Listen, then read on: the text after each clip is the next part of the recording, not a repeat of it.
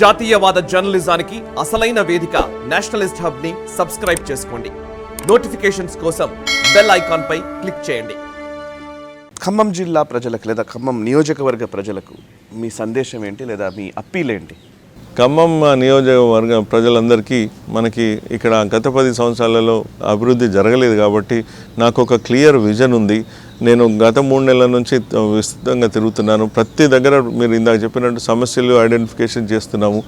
మేజర్గా ఇక్కడ కావాల్సింది ప్రజలకి విద్య, కాలేజెస్ అన్నీ కావాలి. మీరు సివిల్ సర్వీసెస్ చూసిండ్రు, ఎంతమంది ఇక్కడ నుంచి వచ్చిండ్రు? లేరు. వైద్య ఇక్కడ ప్రతి గ్రామాల్లో ఏజెన్సీ ఏరియాలో కానీ ఎంత మేజర్ హాస్పిటల్స్ వచ్చినాయి? రాలేదు. ఎంత మొబైల్ యూనిట్స్ వచ్చినాయి? రాలేదు. మొబైల్ యూనిట్స్ సెంట్రల్ గవర్నమెంట్ అడిగితే వారు ఏదో ప్రాజెక్ట్ కింద తెచ్చిస్తారు, మీరన్నా చేయొచ్చు కదా. మొబైల్ యూనిట్స్ లేవు. సో విద్య అయిపోయింది, వైద్య అయిపోయింది.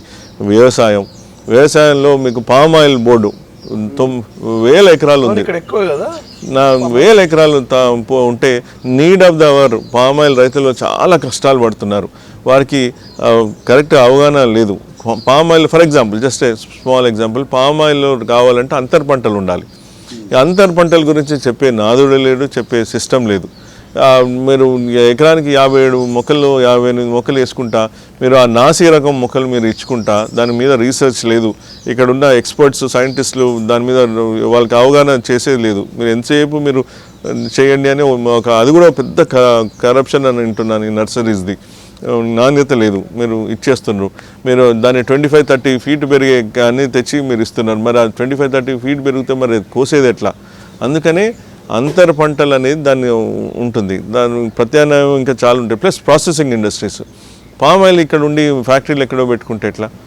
సో దాని గురించి ఇది ఉంది. దెన్ మిర్చి పంటలు ఉన్నాయి, కాటన్ పంటలు ఉన్నాయి.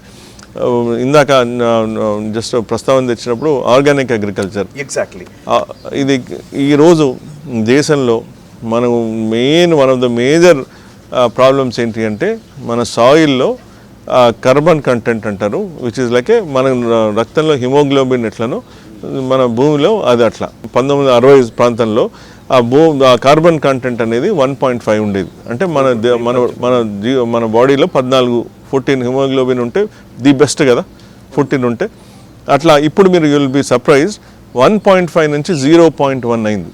అంటే సాయిల్లో మీకు ఒక రకంగా చెప్పాలంటే జీవనం అనేది పోయింది. దే ఆర్ డెడ్ యాక్చువల్లీ, అంటే చనిపోయినాయి.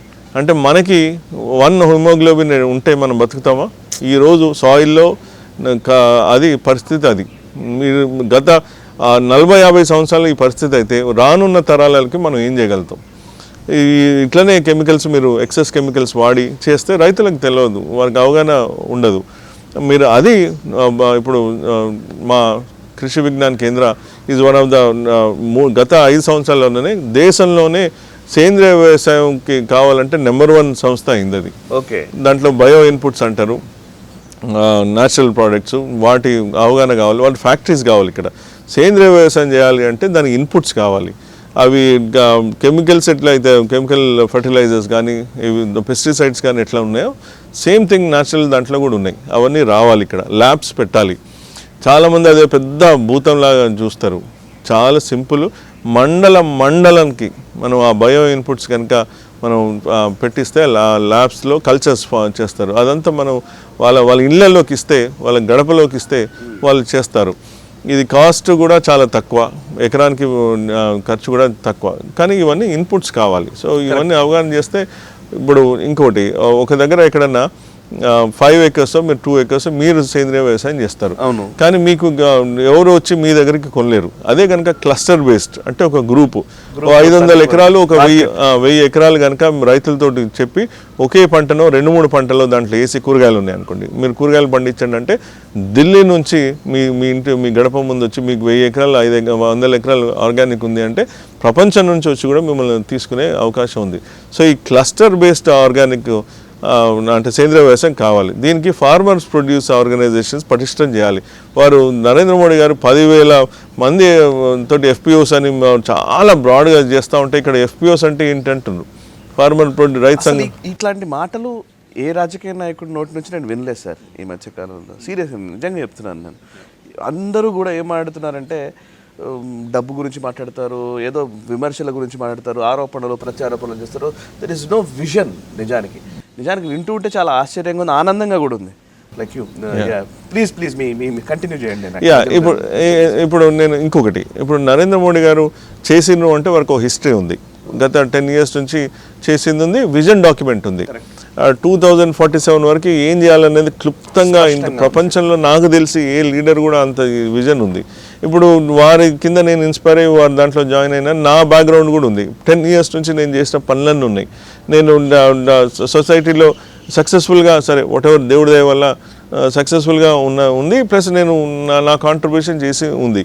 సో నా వెనక బ్యాక్గ్రౌండ్ ఉంది, నా ముందు పైన లీడర్ ఉన్నారు కాబట్టి ఇచ్చేవాడు ఆయన ఉన్నాడు, తెచ్చేది అట్లీస్ట్ కనీస అర్హత నాకు ఉంది. కాబట్టి నన్ను ఖమ్మం జిల్లా వాళ్ళకి ఒక లాస్ట్ మీతోటి నన్ను మీరు దీవించండి, నన్ను ఢిల్లీ పంపించండి. ఢిల్లీలో ఏదైతే రుణ అవన్నీ ఫండ్స్ ఉన్నాయో నేను తెచ్చే బాధ్యత నాది.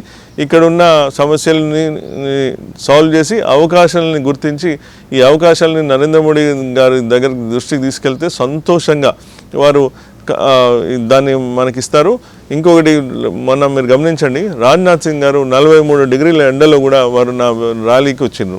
అంటే వారంతా సాక్షాత్ డిఫెన్స్ మినిస్టరే వారు ఎండలలో తెలిసి కూడా వారి ఏజ్ కూడా మీరు దానికి పరిగణలో తీసుకోకుండా అంతసేపు వచ్చి నన్ను చాలా అప్రిషియేట్ చేసిపోయినారు. మొన్న నడ్డా గారు వచ్చిండ్రు కొత్తగూడెం అయితే మీకు తెలియదు, వేల మంది వచ్చి మోస్ట్ సక్సెస్ఫుల్ సభ ఇంతవరకు హిస్టరీ ఆఫ్ కొత్తగూడెంలో బీజేపీ దాంట్లలో అని వారు నడగారు వారు పోతుంటూ ఖమ్మంలో ఏం లేదని అనుకుంటున్నారు. కానీ తప్పకుండా నా కళ్ళతో నేను చూసిన ఖమ్మం ప్రజల దీవెనలు నరేంద్ర మోడీ గారి మీద ఉన్నాయి. ఇది సాబిత్ హోగే, నిశ్చింత రహే. ఏదైతే మీరు అడగండి, ఖమ్మం గురించి మీకు ఏమన్నా కావాలంటే నన్ను అడగండి, నరేంద్ర మోడీ గారిని అడగండి. స్పిరిచువల్ కారిడార్ కానీ ఇండస్ట్రీస్ కానీ పామ్ ఆయిల్ బోర్డు గురించి ఒక 5 minutes టైం దొరికితే చెప్తాను. మీరు చేస్తున్నారు, లేకపోతే ఇంత ఎండలలో కూడా మీరు వచ్చిండ్రు.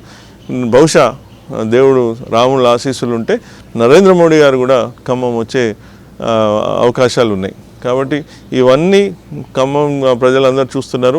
ఇంతమంది మరి వస్తున్నారు అంటే, మరి ఇంత బిజీ షెడ్యూల్లో మనకి ఇంత సమయం కేటాయిస్తున్నారు అంటే ఖమ్మం మీద వారికి ఉన్న శ్రద్ధ కానీ వారికి గత 10 సంవత్సరాల్లో జరిగిన అభివృద్ధి మాత్రం వారికి కూడా బాధ కలిగిస్తున్నాయి. వారికి కూడా ఈసారి అంటున్నారు, మీరు అవకాశం ఇవ్వండి, మా చిత్తశుద్ధితో మేము వచ్చి ఇచ్చే బాధ్యత మాదని అంటున్నారు.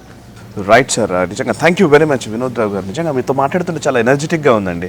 నిజంగా పొలిటీషియన్తో మాట్లాడిన అంటే ఒక విజనరీ నాయకుడిని చూసినట్టుగా మాట్లాడుతున్నట్టుగా నాకు అనిపిస్తుంది. Really thank you very much and all the very best. మీలాంటి వాళ్ళు నిజంగానే పార్లమెంట్లో ఉంటే ప్రజలకు మంచి జరుగుతుందన్న ఆకాంక్ష అయితే నాకు కూడా ఉంది. Thank you. సర్వే జన సుఖినో భవంతు. ఎస్.